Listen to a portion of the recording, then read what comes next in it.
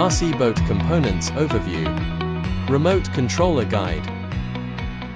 Open the remote, insert 2A batteries matching the FA marks, then screw the battery cover back on. Open the outer hatch lid. Open the outer hatch cover, unscrew the battery compartment screw, and remove the battery for charging. The USB plug light stays off while charging.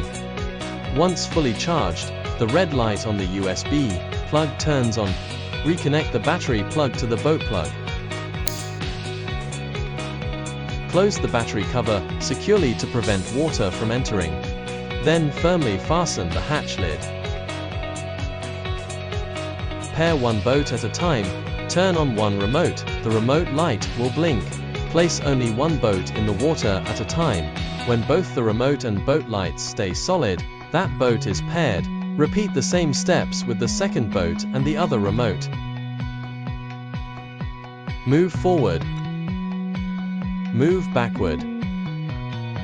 Turn right. Turn left. Light button. Press repeatedly to switch between 7 light modes.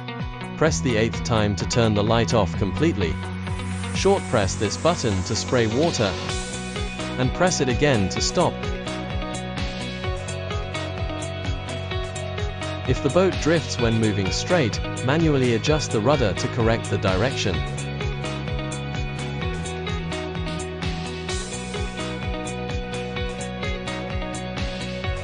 When both the boat and remote control lights flash, the battery is low. Bring the boat back promptly.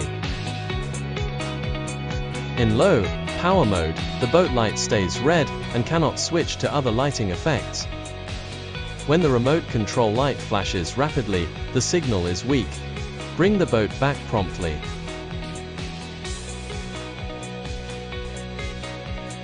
Press and hold the power button for about 3 seconds to turn off the remote control. After taking the boat out of the water, the light stays on for 8 seconds, then turns off automatically.